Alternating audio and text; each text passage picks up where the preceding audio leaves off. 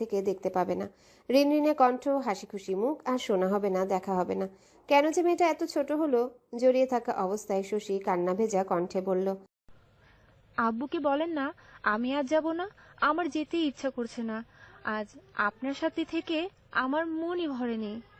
নিহার তা শুনে ভাবলো সকলে তো কত করে বলল, শুনল না ওনারা।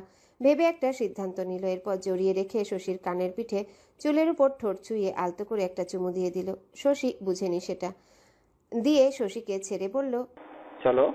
শশী আর কথা না বাড়ি নিহারের ধরে রাখা হাতটা আরো শক্ত করে ধরে হাঁটা ধরল নিচের উদ্দেশ্যে।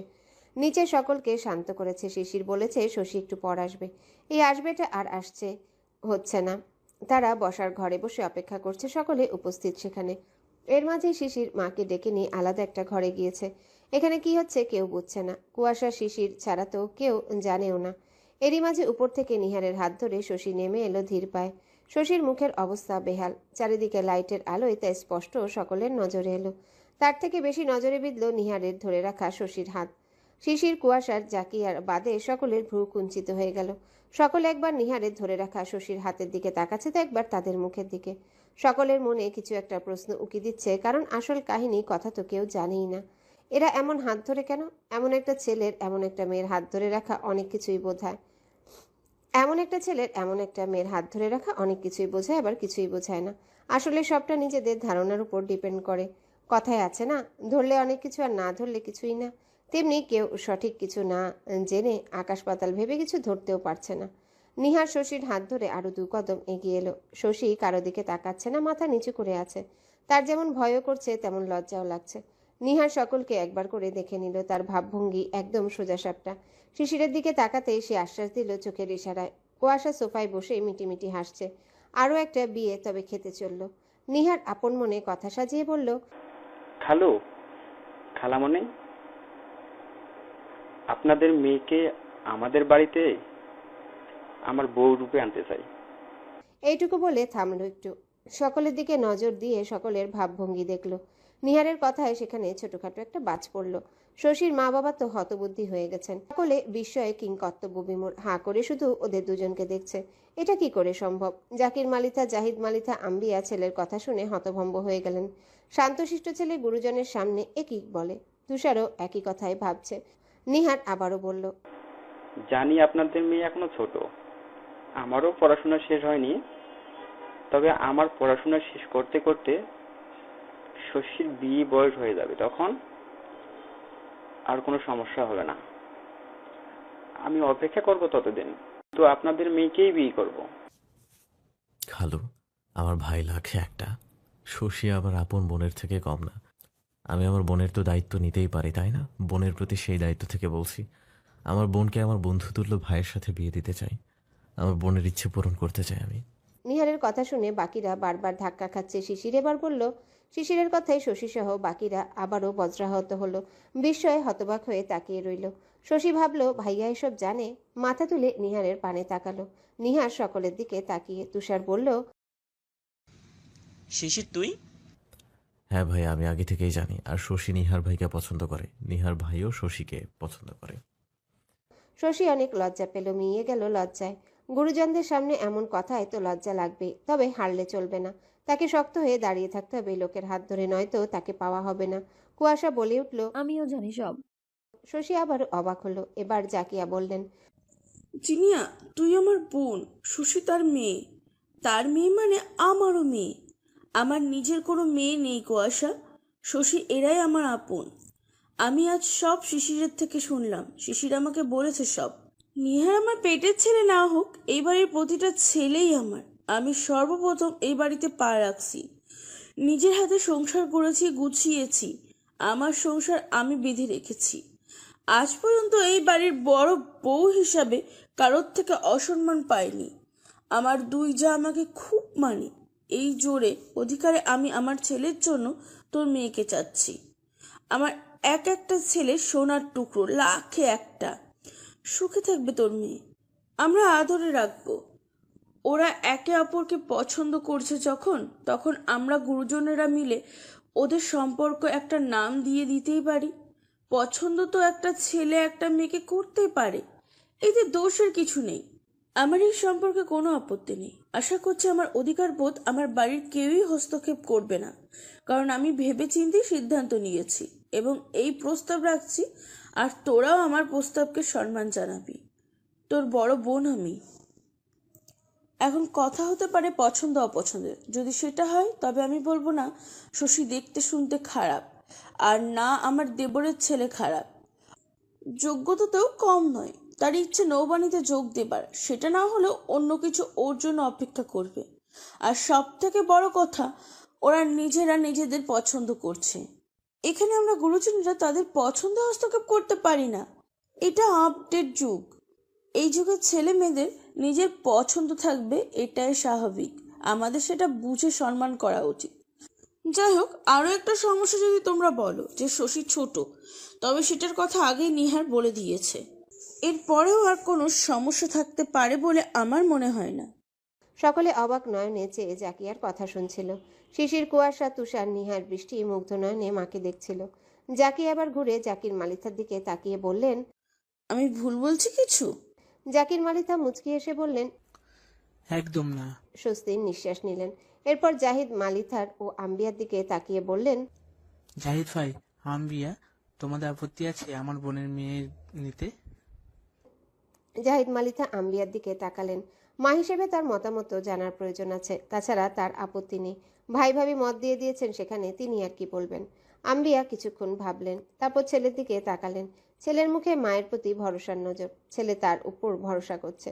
এরপর শশীর দিকে তাকালেন। মেয়েটা এখনো বাচ্চা, চঞ্চল, হাসি খুশি, বাচ্চা সুলভ একটা মেয়ে দেখে আসছে এত বছরে। বদনখানি চাঁদের মতো। এই মেয়েকে তো অপছন্দ করার মতো কিছুই নেই। ছেলের পছন্দ, এছাড়া তিনি একজন শিক্ষিত মা হয়ে বাধা দিতে পারবেন না এসবে। সবকিছু ভেবে চিনতে, ছেলের সুখের কথা ভেবে তিনি মুচকি এসে শশীর কাছে গিয়ে ওর মাথায় হাত রেখে বললেন, বুবু, আমাদেরও আপত্তি নেই। আমার ছেলে যেখানে সুখী হবে, বাবা মা হিসেবে সেই সুখ গুছিয়ে দেবার দায়িত্ব আমাদের। বাড়ির আর কারোরই তবে আপত্তি করার মতো নেই। নিহা শুধু চেয়েই দেখছে তাদের পরিবার ভালো, বুঝদার, সব থেকে ভালো। তবে এতটা বুঝদার তার জানা ছিল না। কৃতজ্ঞতার নজরে তাকালো প্রতিটা সদস্যদের দিকে। শিশিরকে এখনই বুকে জড়িয়ে ধরতে পারলে শান্তি পেত, তবে আগে হবু শ্বশুরবাড়ির লোক কি বলে জেনে নেওয়া যাক। জাকিয়া এবার বোন ও বোনের স্বামীকে বললেন। এবার তোমাদের মতামত দাও, আপত্তি আছে কি? তারাও অনেকক্ষণ ভাবলেন, সময়ও নিলেন দুজনের মধ্যে আলাপচারিতা করার জন্য। অন্য ঘর থেকে শশীর বাবা মা আলাপ করে এলেন। নিহার আর শশীর হাত পা ঠান্ডা হয়ে আসছে। দুজন এখনো হাত ধরা, তাই বুঝতে পারল। শশীর বাবা এসে বললেন, ছেলেকে অপছন্দ করার কোনো কারণ নেই, তবে মেয়ে আমার একমাত্র, তার উপর ছোট, তাই আমরা চাই না সময় নিয়ে বিয়ে দেবার। গ্রামের সকলেই শশীর থেকে ছোট মেয়েদের বিয়ে করিয়ে দেয়, সেগুলো থেকে আমি দূরে থাকতে চাই। আমার মেয়েকে পড়ানোর ইচ্ছা, তবে ও ছোট এখনো, এখনই বিয়ে দেব না। আমাদের এই সম্পর্কে আপত্তি নেই। জাকির মালিথা বললেন, হানিফ, তোমরা চাইলে আমরা সকালে সিদ্ধান্ত নিয়ে ওদের আংটি বদল করিয়ে রাখতে পারি, তাহলে সম্পর্কের একটা নাম হবে। এমন নামহীন সম্পর্ক ওরা চালিয়ে যাক, আমরা কেউ চাই না। সকলেই সম্মতি দিল এটাই। শশীর বাবা বললেন, তবে তাই হোক, আপনারা সময় সুযোগ করে আসেন আমাদের ওখানে, আমাদের আপত্তি নেই। এই কথায় আনন্দ আর ধরে না শশীর, পারলে এখনই নাচত। ওর উত্তেজনা টের পেল নিহার, চেপে ধরল আর একটু হাত। স্বস্তির শ্বাস ফেলল শশীর দিকে তাকিয়ে। শশীও তাকালো, আস্তে করে বলল, খুশি? অনেক। নিহার মুচকে হাসলো শুনে, আওড়ালো। স্ত্রী পাকা মেয়ে। শিশির ভাইয়ের দিকে তাকিয়ে অমায়িক হাসলো। বৃষ্টি খালা শাশুড়ির মেয়েকে যা হিসেবে পাবে ভেবে অনেক খুশি হলো। কুয়াশা খুশি হয়ে দাঁত বের করে হাসলো। দুর্বল পায়ে উঠে আসতে গেল শশীর কাছে, কিন্তু উঠতেই মাথায় চক্কর দিল, তৎক্ষণাৎ পড়ে যেতে নিল। কিন্তু সোফার পাশে শিশির দাঁড়ানো ছিল। শিশির আষ্টেপৃষ্টে জড়িয়ে ধরল। তুষারও দেখে ছুটে আসতে নিয়েছিল কিছুটা দূর থেকে, আর এগোয়নি। শিশির জড়িয়ে ধরাতে কুয়াশা বিরক্ত হলো। ওর বুকের উপর গরম দুর্বল হাত দিয়ে ঠেলে দূরে সরাতে চাইল, কিন্তু শিশির সরল না। টের পেল আবারও জ্বর ফিরে এসেছে। মেয়েটার মুখ শুকিয়ে আছে। খুবই খারাপ লাগলো সেই মুখের দিকে তাকিয়ে। শিশির ওর ধাক্কানো পাত্তা না দিয়ে বিস্মিত কণ্ঠে বলল, জ্বর তো আবার ফিরেছে শরীরে। কেটে গেছে সপ্তাহখানেক। সপ্তাহের মাঝে কুয়াশা অনেকটাই সুস্থ এখন। সেদিন জ্বর আসাতে তাকে পরের দিন ক্লিনিকে ভর্তি করা হয়। বড় ডক্টর দেখে মাথা চেক আপ করানো হয়। বড় ডক্টরও জানিয়েছিল খুব বেশি ক্ষতি হয়নি, তবে রক্ত জমাট বাঁধাতে সমস্যা হবে এবং সিটি স্ক্যান করার নির্দেশ দিয়েছিলেন। এও বলেছিলেন এই আঘাতটায় মাঝে মাঝে মাথায় যন্ত্রণা সৃষ্টি করতে পারে, যতদিন ব্যথা থাকবে আরও করবে। এরপর নানান ঔষধ লিখেছিলেন। সেখানে 3 দিন অ্যাডমিট ছিল সে। সব রকম সেবা করেছিলেন মেয়েকে আজমিরা। শিশির সবটা শুনে এই প্রথম অনুশোচনায় ভুগেছে, কারণ তারা চুলাচুলি করলেও এত বড় ক্ষতি আজ অব্দি কারো হয়নি। 3 দিনের দিন সুস্থ হলে কুয়াশাকে বাড়িতে আনা হয়। এরপর সকল চিকিৎসা সেবা বাড়িতেই বাড়ির লোকই করেছে। মাথা ব্যথাও অনেকটা কম এখন। এই কয়দিনে মেয়েটার মুখ শুকিয়ে মুড়ি হয়ে গেছে, শরীরও অনেকটা ভেঙে গেছে। সোফায় বসে আছে সে, বাড়ির বড়রাও আছে। সকালে চা কফি খাচ্ছেন। কুয়াশার ঘুম সকালে ভেঙে গেছে বলে বসে আছে। এই সপ্তাহখানেক কুয়াশা অসুস্থ ছিল, তাই শিশিরও কুয়াশার সাথে লাগতে আসেনি, যার জন্য বাড়িটা একদম শান্তশিষ্ট হয়ে আছে। বিষয়টাই বাড়ির জন্য একটু অস্বাভাবিক বটে, কারণ বুনো ওল আর বাঘাতে তুলে চুলোচুলি ছাড়া বাড়িটা নিরামিষ লাগে। ভাতটা এমন নুন ছাড়া পান্তা ভাত। 3 দিন পর রিলিজ হয়ে এসে বেশ অসুস্থ থাকায় মন মানসিকতা খারাপ, তাই কোনো বিষয় নিয়ে উচ্চ বাচ্চ করেনি কুয়াশা। মুখ বুঝেই আছে মেয়েটা। শিশিরকেও তেমন কাছে পায়নি, সে পড়াশোনা নিয়ে ব্যস্ত। কোথায় নাকি কোন লয়ারের সাথে ইনভেস্টিগেটে যেতে হয়, এই জন্যে দুইজন বেশ দূরে দূরে যায়, যার ফলে ঝগড়াটাও মিস করছে। তবে বলা যায় না কখন আবার এরা আদিম রূপে আদিম নিয়মে ফিরে আসবে। সেদিন শশীকে নিয়ে ওই রাতে চলে গিয়েছিলেন শশীর বাবা মা। হাজার থাকতে বললেও থাকেননি, কারণ হানিফ সাহেবের অফিস ছিল, সকালে জানিয়েছিলেন। শশীর যাবার ইচ্ছা ছিল না। কান্না ভেজা চোখে বিদায় নিয়েছিল মেয়েটা। নিহারও চেয়েছিল রাতটা রাখার জন্য, কিন্তু বড়দের সামনে কিছু বলতেও পারেনি, আবার কিছু করতেও পারেনি। খাবার টেবিলে পুরুষগুলো খাচ্ছে, কুয়াশাও খাচ্ছে বসে। এই সপ্তাহখানেক বৃষ্টি ইয়াসমিনদের শাশুড়িদের সাথে খায়। শিশিরের খেতে খেতে চোখ বুলিয়ে কুয়াশার শরীরের হালচাল দেখছে। তার আবার সকলের সামনে এই গোবর ঠাসা শরীরের খোঁজ নিতে ইগোতে বাঁধে। খোঁজ নিতে হলে নিহারের থেকে নেয়, নয়তো হিমেলের থেকে নেয়। কুয়াশা অসুস্থ থাকায় কলেজে যায় না। স্মৃতি এসে 2 দিন করে দেখে গেছে। রনি কুয়াশার কথা স্মৃতির থেকে শুনে কুয়াশাকে অনেকভাবে দেখতে আসতে চেয়েছিল, কিন্তু স্মৃতি তাকে আসতে দেয়নি। কুয়াশার বাড়ির বিষয়ে বলেছে তাকে। নিহার চুপচাপ খাচ্ছে, মনটা তার বেজার। কুয়াশা শিশির তার লক্ষ্য করলো, বুঝলেও সকালে শশীর সাথে কথা হয়নি, যার জন্য এমন বাংলার পাঁচের মতো করে রেখেছে বদনখানি। সে নিয়ম করে শশীর সাথে 2 বেলা কথা বলে। শশীকে বলেছিল রোজ একবার করে কল দিয়ে কথা বলবে, কিন্তু সে নিজেই কথা না বলে থাকতে পারে না। তাই সকালে ঘুম থেকে উঠেই আগে শশীর সাথে বিছানা থেকেই কথা বলা শেষ করে বিছানা ছাড়বে। এরপর রাত 11টার পর কথা বলে। রাত 11টা অবধি শশী পড়ে। নিহার কল দিয়ে তার পড়াশোনার খোঁজ সহ নানান কথা বলতে বলতে ঘুম এসে যায়। এটা যেন এই সপ্তাহখানেকে অভ্যাস হয়ে গেছে। আজ কথা হয়নি মেয়েটার সাথে, কারণ শশীর কাছে ফোন ছিল না। শশীর এখনও নিজের ফোন কেনা হয়নি, সে মায়ের ফোন ব্যবহার করে। এটা নিহার 2 দিন আগে জেনেছে। জেনে একটা ফোন কিনে দেবার সিদ্ধান্ত নিয়েছে, তবে জলদিও কেনা হবে না, সময় লাগবে। দিতে হলে তো আর যে সে ফোন দেওয়া যায় না, ভালো কিছুই দিতে হবে। আর বাপের কাছেও টাকা চেয়ে হবু বউকে ফোন দিতে পারে না সে, এই ভেবে একটু লেট করেই দিবে। কুয়াশা মিটমিট করে হাসছে আর খাচ্ছে। বৃষ্টি ইয়াসমিন দেখে ভ্রু কুচকালো, ইশারায় জিজ্ঞাসা করলো হাসছে কেন। সেও ইশারায় নিহারকে দেখালো। দুজনাই নিহারের দিকে তাকিয়ে বুঝলো কারণটা। ওরাও মিটমিটিয়ে হাসলো, ভাবলো হায় রে দেবরজিটার কি অবস্থা হয়েছে, একটা বাচ্চা মেয়ে পাল্লায় পড়ে। প্রেমে পড়ে সে নিজেও শশীর মতো বাচ্চা হয়ে গেছে। এরেই বলে প্রণয়ের জ্বালা। আসলে পিরিতি সত্যি কাঁঠালের আঠা, যা লেগে আছে নিহারের শরীরে সেটা সহজে ছাড়বে না। শিশির কুয়াশার হাসি দেখল, আজ মেয়েটাকে উৎফুল্ল লাগছে ভেবে দীর্ঘশ্বাস ফেলল। সকলে খেয়ে খেয়ে উঠে পড়ল। শিশির এক প্রকার দৌড়ানোর মতো করে বের হলো। ফোন কল আসছে বারবার তার। ক্যাম্পাসে রিজভি শিশির অতিরিক্ত ভাবনায় ব্যস্ত, একটু পর বের হবে। তারা টপ 10 জন দুজন দুজন করে ইনভেস্টিগেটর সুযোগ পেয়েছে। সর্বপ্রথম পেয়েছে শিশির রিজভি, এরপর বাকিদের যখন সময় হবে তখন তারা যাবে। আজ 2 দিন যাবৎ একটা কেসের ইনভেস্টিগেটরে আছে সহকারী হিসেবে কুষ্টিয়ার নামকরা অ্যাডভোকেট মনিরুজ্জামানের সাথে, যিনি কখনো কেসে হারেন না। তুখোর বুদ্ধিমত্তা দ্বারা তিনি সকল কেসেই জয়ী হন। তবে এই কেসটা অতিশয় জটিল মনে করছেন তিনি। সবকিছু কেমন এলোমেলো, তার ক্লায়েন্টের বিরুদ্ধে সব প্রমাণ। তাকে বাঁচানোর জন্য কোনো প্রমাণই তিনি পাচ্ছেন না। শিশির রিজভিও হাল ছাড়ার পাত্র না। তারা দুজনেই ওনাকে আশ্বাস দিয়েছে জয় সত্যেরই হবে, কোনো মিথ্যার হবে না। শিশিরদের এমন আত্মবিশ্বাস দেখে অ্যাডভোকেট মনিরুজ্জামানের মনোবল ভাঙেননি। অতি অবাক হচ্ছেন যে এই 2 যুবক তার শক্তি হিসেবে কাজ করছে। এমনকি তাদের আশ্বাসে দেয়াতেও তিনি মনোবল পাচ্ছেন। সব থেকে বড় কথা, শিশির এই প্রথম, তবুও প্রতিটা পয়েন্ট সে তুখোড় বুদ্ধিমত্তার সাথে ধরছে এবং সেগুলো অতিক্রম করছে। প্রমাণ সে জোগাড় করেই ছাড়বে, ভাবটা এমন। অ্যাডভোকেট মনিরুজ্জামান শিশিরের প্রতি অতিশয় সন্তুষ্ট। তার ইগল চোখ দিয়ে তিনি বুঝে গেছেন এরাই দেশের ভবিষ্যৎ। শিশিরদের তদন্তের আজ সপ্তাহ পার হয়ে গেছে। আদালত থেকে আরেকবার সুযোগ নিয়েছে তারিখ 19 জুলাই। সেই দিনই কেস ক্লোজ করবে আদালত, কিন্তু তারা কোনো প্রমাণ পায়নি। আর মাত্র 4 দিন সময় আছে। মাথা পুরো এলোমেলো সবার। তাদের ভাবনা, কেসটা যতটা জটিল করে তাদের দেখানো হচ্ছে ততটা কি জটিল, নাকি সামনের উপর প্রমাণ থেকেও তাদের চোখে পড়ছে না। আরও 2 দিন পর অ্যাডভোকেট মনিরুজ্জামান সহ শিশির রিজভী প্রমাণের আশায় রাত 11টার দিকে ভিকটিমের বাড়ির আশেপাশে এসেছে। প্রয়োজনে এখানে আজ সারা রাত কাটাবে, তবুও প্রমাণ চাই।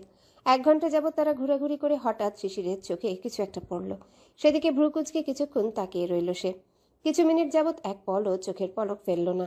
জহুরি নজরে তাকিয়ে দেখল, শুধু দেখল, এগিয়ে গেল না, কথাও বলল না, এমনকি কাউকে বলতেও দিল না। এরপর কিছুক্ষণ পর সে বাঁকা হাসি দিল। অ্যাডভোকেট মনিরুজ্জামান তা খেয়াল করলেন। জিজ্ঞাসা করলে শিশির শুধু বলল, স্যার, কাল সকাল পর্যন্ত আমাকে সুযোগ দেন। জিত 70ই হবে। পরশুদিন আমরা সঠিক বিচার পেতে চলেছি। অবশেষে আজ সেই 19 জুলাই মামলা খালাস হয়েছে। আদালত সঠিক বিচার করেছেন। ভিকটিমের খুনিরা সঠিক শাস্তি পেয়েছে। সব প্রমাণ শিশিররা আদালতে হাজির করেছিল। অ্যাডভোকেট মনিরুজ্জামান সহ রিজভী নিজেও অবাক। সামান্য সূত্র ধরে পুরো প্রমাণ জোগাড় করে ফেলেছিল শিশির, যেখানে আশার আলো কিঞ্চিত পরিমাণও ছিল না। মনিরুজ্জামান ধরেই নিয়েছিলেন এবার তিনি কেস হারবেন।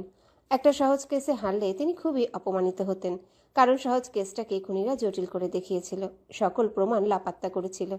কোর্ট থেকে বেরিয়ে অ্যাডভোকেট মনিরুজ্জামান শিশির এবং রিজভীকে জড়িয়ে ধরলেন, একে অপরকে কংগ্রেস জানালেন।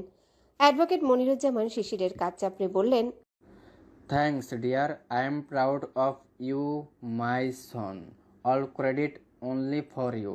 তুমি না থাকলে কিছুই সম্ভব হতো না। এই প্রথম বোধহয় কোনো কেস হারতাম আমি। তোরক বুদ্ধিমান ছেলে তুমি। I am really proud of you. বলে তিনি থামলেন। শিশির বলল, thank you sir. I have been able to do my duty with you. I'm happy about that. It's my pleasure. থেমে আবারও বলল, এসব কিছু আপনার সৎ সাহসিকতা। আমরা শুধু পাশেই থেকেছি। আপনি আমাদের আইডল। আপনাকে আমরা অনেক আগে থেকে আইডল মানি। আপনার বুদ্ধিমত্তা, সততা, সব কিছু তুখোর। ডিপার্টমেন্টে আপনার নাম শুনে আমি খুশি হয়েছিলাম। আপনার সাথে কাজ করতে পেরে আমি এবং আমরা আনন্দিত। দোয়া করবেন যেন আপনার মতো সততাকে আদর্শ মেনে এগিয়ে যেতে পারি। মনিরুজ্জামান অমায়িক হাসলেন। লোকটা অমায়িক, 40 বয়স, তবুও যেন দেখতে একদম যুবক লাগে। তুখোর বুদ্ধিমান ব্যক্তি। অ্যাডভোকেট মনিরুজ্জামান সততাকে আদর্শ মনে করেন। ওনার নাম আইন বিভাগের কোনায় কোনায়। তিনি হেসে বললেন, আমার দৃঢ় বিশ্বাস ভবিষ্যতে অনেক বড় হবে তোমরাই দেশের ভবিষ্যৎ। তোমাদের আত্মবিশ্বাসে আমি গর্ববোধ করছি। এমন ব্যক্তিত্বের যুবক তোমরা ভবিষ্যৎ উজ্জ্বল করবে। দেশ সত্যের নেই পাবে। ভবিষ্যতে আমার থেকেও অনেক বড় হও তোমরা। এই দোয়াই রইল। Best of luck. তিনি মুচকি হেসে হেসে কথাগুলো বললেন। থামতেই শিশির মুচকি হাসলো। রিজভিও হেসে দুজনে একসাথে বলল। শিশির মুচকি হেসে বলল, আমরা ইন্টার্নি যেন আপনার সাথে করার সুযোগ পাই, সেই চেষ্টা করব। অ্যাডভোকেট মনিরুজ্জামান এবার শব্দ করে হেসে দিলেন। আবারও শিশিরের কাজ চাপড়ে বললেন, থেকে ভালো কাউকে পাবে, ঢাকা থেকে করার সুযোগ নেবে। ইনশাল্লাহ বড় কিছু অপেক্ষা করছে তোমাদের জন্য।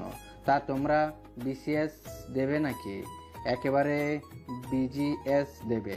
শিশির উত্তর করল, আগে বিসিএস দেব। আল্লাহর কৃপায় সাফল্যের দ্বারে পৌঁছাতে পারলে সুযোগ সুবিধা এবং সময় বুঝে বিজিএস দেব। দারুণ পরিকল্পনা। ইনশাল্লাহ সাফল্য তোমাদের মতো উজ্জ্বল ভবিষ্যতের জন্য অপেক্ষা করছে। সাফল্য তোমরাই পাবে। দোয়া রইল। বেস্ট অফ লাক মাই সন। শিশির রিজভি প্রত্যুত্তরে হাসলো শুধু। তিনি বললেন, শিশির রিজভি আর মানা করতে পারলেন না। তারাও সম্মতি দিল। সেখান থেকে বেরিয়ে রেস্টুরেন্টের দিকে গেল। বিজেএস ক্যাডার, জজ বা ম্যাজিস্ট্রেট।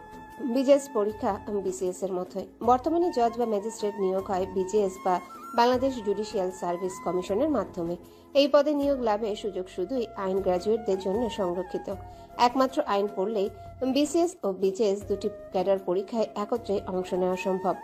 শিশিরদের তদন্তের সময় কেসের শিরোনাম ছিল সম্পত্তি লোভে ভাই ভাইকে খুন করেছে, কিন্তু আদালতের রায়ের পর শিরোনাম উল্টে রয়েছে প্রেমিকের সাথে মিলে স্ত্রী তার স্বামীকে খুন করে সম্পত্তি নিয়ে তাদের রাজ করার পরিকল্পনা। সমাজ দেশ এইসব বিবেকের রুচির দুর্ভিক্ষে পড়ে রসাতলে চলে যাচ্ছে। যাচ্ছে কি, চলে গিয়েছে। মানুষের ঘরে বউ রেখে পরকিয়া করে বেড়ায়, বউ স্বামী রেখে পরকিয়া করে বেড়ায়। দিন দিন সমাজ রসাতলে চলে গেছে। তেমনই একটা কেস অ্যাডভোকেট মনিরুজ্জামান পেয়েছিলেন। সেখানে শিশিরদের ডিপার্টমেন্ট হেড জানিয়েছিলেন টপ 10 জনকে ওনারা পড়াশোনা চলাকালীন সময়ের মধ্যেই একটা সুযোগ দিবেন, মূলত কার কেমন বুদ্ধিমত্তা আছে সেটাই বাছবিচার করার জন্য। সেই হিসেবে শিশিরদের সুযোগ হয় অ্যাডভোকেট মনিরুজ্জামানের সঙ্গে। কেসটায় স্ত্রী পরকীয়ায় লিপ্ত ছিল, স্বামী অনেক সম্পত্তির মালিক, শুধু দেখতে কুৎসিত। এটাই 30-এর ঘরের বউ মানতে পারে না। মূলত শুরু থেকে হেয় করে আসতো। স্বামী সকল সুখ এনে দিলেও তবুও তার পোষাতো না। পরকীয়া করে সুন্দর প্রেমিক জুটিয়েছিল, অবৈধ মেলামেশা সহ সকল প্রকার কাজই চালিয়ে যেত। স্বামী টের পেয়ে শাসন করলে সেটাই হয় কাল। রাতে প্রেমিকের সাথে মিলে খুন করে, এরপর সকল প্রমাণ লোপাট করে ভিকটিমের নিজের ভাইয়ের নামে চালিয়ে দেয়। পাশাপাশি বাড়ি 2 ভাইয়ের মনোমালিন্য থাকায় সেই সুযোগটা কাজে লাগিয়ে লাশ সেই ভাইয়ের বাড়ির পেছনের মাটিতে চাপা দিয়ে রাখে। এরপর পুলিশ সেসব উদ্ধার করার পর কেস কোর্টে ওঠে। তারা এমনভাবে পরিকল্পনা করেছিল, একদম প্রফেশনাল খুনির মতো করে। প্রমাণ সব ভাইয়ের দিকে ছিল। সহজ কেস অথচ জটিল করে দিয়েছিল। স্ত্রীর বয়ান নিতে গেলে জানায় তার স্বামীকে সম্পত্তির জন্য খুন করা হয়েছে। অ্যাক্টিংও বেশ ভালো মতো চালিয়ে গেছিল। এরপর এলো সেই রাত, যে রাতে প্রমাণ পেয়েছিল শিশির। আশার আলো হারিয়ে যখন দিক বিদিক ভুলে যাচ্ছিল তারা, তখন রাত 11টায় চুপিসারে ভিকটিমের বাড়ির আশেপাশে ঘুরতে ঘুরতে শিশিরের চোখ পড়ে রাত 12টায় ভিকটিমের বউ কোনো পুরুষকে নিয়ে বাড়িতে ঢুকছে। তাদের যাওয়াটাও ছিল অসংলগ্ন, অর্থাৎ যেতে যেতেই কুরুচিপূর্ণ আচরণ করছিল পুরুষটা মহিলাটার সাথে। মহিলাটিও হেসে সাদরে গ্রহণ করছিল তা। কতটা অশ্লীল মানুষ হলে এমন ব্যবহার করতে পারে, এটাই মাথায় বাড়ি খাচ্ছিল শিশিরের। একজন মৃত স্বামীর স্ত্রী পুরুষ নিয়ে ঘরে ঢুকে এই সূত্র ধরে সকল প্রমাণ পেয়েছিল। ভিকটিমের স্ত্রীকে সকালে আটক করে সকল কথা বের করা হয় এবং জবানবন্দি দিয়ে সেগুলো রেকর্ড করে আদালতে প্রমাণসহ পেশ করা হয়। বাড়িতে শিশির পৌঁছালো দুপুর 4টার দিকে। হাতে কিছু প্যাকেট আছে। সোফায় কুয়াশা সহ 2 ভাবি বসা ছিল, তারা গল্প করছিল। তুহিনের বিয়ের ভিডিও, ফটো সেগুলাই দেখছিল ল্যাপটপে। শিশির আসলে বৃষ্টি, ইয়াসমিন অভিনন্দন জানালো। শিশির হেসে সেটা সাদরে গ্রহণ করলো। কুয়াশা এখন সুস্থ হওয়ার পর থেকে শিশিরকে আরোই 2 চোখে দেখতে পারে না। সে শিশিরের হাসি মুখ দেখে মুখ বাঁকিয়ে রাগ নিয়ে শিশিরের 14 গোষ্ঠী উদ্ধার করলো। শিশির তা লক্ষ্য করেছে। সে এগিয়ে এসে হাতের প্যাকেটগুলোর মধ্যে থেকে 2টা প্যাকেট বৃষ্টির হাতে দিয়ে বলল, বিয়েতে বিরিয়ানি, পিৎজা, কোল্ড ড্রিঙ্কস সহ আইসক্রিমও আছে। তোমরা 2 জন খাবে আর হিমকে দিবে, আর কেউ যেন হাতও না দেয়। কুয়াশা তা শুনে শিশিরের বাড়িয়ে রাখা হাতের দিকে তাকালো। বৃষ্টি নিতে যাবে তখন কুয়াশা ছো মেরে নিয়ে নিল। দেখলো সত্যি শিশির সেগুলো এনেছে। ভাবিরা হাসলো। শিশিরও মনে মনে হেসে নিয়ে বলল, এই তোরে নিতে বলছি আমি, ছোটা, তোর লজ্জা করে না আমার আনা জিনিস খেতে? এই বুনল, তোর জিনিস কোথায় পেলি? নাম লেখা আছে? তুই তৈরি করেছিস নাকি তোর ইনকাম করা টাকা দিয়ে কিনেছিস? কিনেছিস তো তোর বাপের টাকা দিয়ে। বাপের টাকায় খাস, আবার বড় বড় লেকচার মারিস। নিজে যেদিন ইনকাম করে কিছু কিনে আনবি সেই দিন তোর জিনিস ছোঁয়া কেন তাকিয়েও দেখবো না। তাই এখন আমার জিনিস বলে বড়াই করা একদম বন্ধ কর। শিশির রাগলো বেশ। রাখতে চাইছিল না, সে কথাগুলো মজা করে বলেছিল, কিন্তু তাকে ইনকামের খোঁটা দিল বলে রেগে উঠল। বলল, গোবর ঠাসার বাচ্চা, আমি কার টাকা খাই আর না খাই তোকে কে দেখতে বলছে? আর আমি ইনকাম করি কিনা সেটা তোর দেখার বিষয় না। সময় হলে তোর মতো কুয়াশা 10টাও পুষতে পারবো, বুঝছিস? আর এগুলো আমার হাত খরচের উপর থেকে কেনাছো, সেগুলো আমারই, বুঝলি? গোবর ঠাসা, এখন রাখ, ওগুলো হাতও দিবি না তুই একদম। আমি তো দিবই, পারলে ঠাকা। একবার তুই তুকারি করবি তো গাল লাল করে দেবো 5 আঙুল বসিয়ে, বেয়াদব। 100 বার করবো, কি করবি করে দেখা, ভয় পাই তোরে আমি। তোকে তো। বৃষ্টি আর ইয়াসমিন এবার আর সহ্য করতে পারল না। শিশিরকে তেড়ে মেরে আসা দেখে আটকে দিল। বৃষ্টি বলল, থাক না শিশির, বাদ দাও। শিশির বিরক্ত হয়ে কুয়াশার উপর ইগল চোখে তাকিয়ে রাগ নিয়ে উপরের পথ ধরল। হাতে আরো 2টা প্যাকেট, সেগুলোতে কি? কুয়াশা ইগল চোখে শিশিরের হাতে থাকা প্যাকেটগুলোতে নজর দিল। দেখতে হবে কি আছে ওতে, ভেবে নিয়ে হাতে থাকা প্যাকেট থেকে পিৎজা বের করে খাওয়া ধরল। ওই বুনোহল এনেছে তো কি হয়েছে, তাই বলে তার প্রিয় খাবারগুলো না খেয়ে বসে থাকবে? কখনো না। শিশির ঘরে এসে একেবারে গোসল করে নিল। আজ কয়টা দিন খুবই ধকল গেছে। চিন্তা করতে করতে কিছুই ঠিকমতো করা হয়নি। নাওয়া খাওয়া সব এক করেছিল। আজ সময় নিয়ে শাওয়ার নিয়ে কালো ট্রাউজার পরে বের হলো। শরীরে কিছু নেই, ভেজা চুল ভালো করে মুছতে মুছতে বিছানার কাছে এগিয়ে গেল। বিছানার উপর প্যাকেট দুটো রেখে গোসলে গেছিল সে। একটা প্যাকেট থেকে একটা আকাশি রঙের কলারওয়ালা টি শার্ট বের করলো। সেখানে 3টা টি শার্ট আছে, একটা কালো, অন্যটা গোল গলা অ্যাশ কালার। কালোটার ভি গলা, বেশ সুন্দর, তাই এখন না পরে রেখে দিল। অ্যাশ কালারটা হিমেলের জন্য এনেছে, সেটা আলাদা করে রাখলো। অন্য প্যাকেটের মধ্যে 2টা জেন্টস পারফিউম, ব্র্যান্ডের নাম Danville. Hamilton blue deodorant gents perfume, অন্যটা spice bomb Viktor and Rolf gents perfume. দ্বিতীয়টা হিমেলের জন্য এনেছে, সে জিনিস কিনলে হিমেলের জন্য আনে, তাই নিয়ম মাফিক আজও এনেছে। হিমের জন্য আনা টি শার্ট ও পারফিউম আলাদা করে রাখলো বিছানার পাশে, হিম আসলে দেবে। ঘাড়ের উপর থেকে তোয়ালে রেখে টি শার্ট এবং পারফিউমটা নিয়ে মিররের সামনে দাঁড়ালো। পারফিউমটা রেখে টি শার্টটা পরতে গিয়ে হঠাৎ থমকে গেল। মিররের প্রতিবিম্বতে নিজের বাম পাশের বুকের কাছটায় চোখ আটকে গেল। কামড় দেয়া কয়েকটা দাঁতের দাগ বসে আছে, কালো হয়ে আছে, তা স্পষ্ট দৃশ্যমান হলো। এখানে কখনো কিছু লাগায়নি সে, আসলে সুযোগ হয়ে ওঠেনি, তাছাড়া মনেও থাকে না। ডান হাতটা তুলে মিররের দিকে তাকিয়ে বাম পাশে সে ক্ষত স্থানটায় হাতের আঙ্গুল ছোয়ালো আলতো করে। শরীর শিরশির করে উঠল তৎক্ষণাৎ। সম্পূর্ণ ঘটনাটা মনে উঠতে কেমন জানি শরীর শিরশিরিয়ে উঠে মাথায় গিয়ে বাড়ি দিল, চোখ বন্ধ করে নিল সাথে সাথে। একটা প্রাপ্তবয়স্ক নারীর কামড় শরীরে, যেটা ভাবতেই শিরশিরে অনুভূতি দিচ্ছে শরীরে। এ কি অনুভূতি? মাথা চক্কর দিল। এমন অনুভূতি কখনো হয় না, তাছাড়া মেয়েটার কামড় ছোট থেকে সে অনেকবারই পেয়েছে। পিঠেও কামড়েছিল কুয়াশা ক্লাস 5-এ থাকতে। ছোট ছোট ধারালো দাঁত বসিয়ে দিয়েছিল, রক্ত বের হয়েছিল, সেই দাগ কি আছে এখনো? কখনো দেখা হয়নি, আজ দেখতে ইচ্ছে করছে। ভাবতেই ঘুরল পিছন মুখ, কিন্তু চোখে পড়ল না। অদৃশ্য জায়গায় কামড়টা, সেখানে দেখতে না পেয়ে আবারও মিরর মুখ ঘুরে 2 হাত সামনের উপর মেলে ধরল। হাজারো অসংখ্য আঁচড়, খামচি, কামড় দেয়া দাগ দৃশ্যমান হলো। ভাগ্যিস লোমের জন্য খুব বেশি ধরা যায় না, নয়তো কি একটা পরিস্থিতির শিকার হতো সে বাইরে। কিছুক্ষণ খুঁটিয়ে খুঁটিয়ে এপাশ ওপাশ দেখে একসময় অজান্তেই দাঁত বের করে শব্দহীন হেসে দিল সে। কিরকম পাগলামি করে তারা ভাবা যায়। আগে যেমন তেমন এখনো ছাড়তে পারে না, ভাবতেই আরো হাসি পেল। ভালোই লাগে বেশ ঝগড়া মারামারি করতে। বাড়িতে নীরব থাকার চেয়ে এই কাজটাই বেটার। তাছাড়া গোবর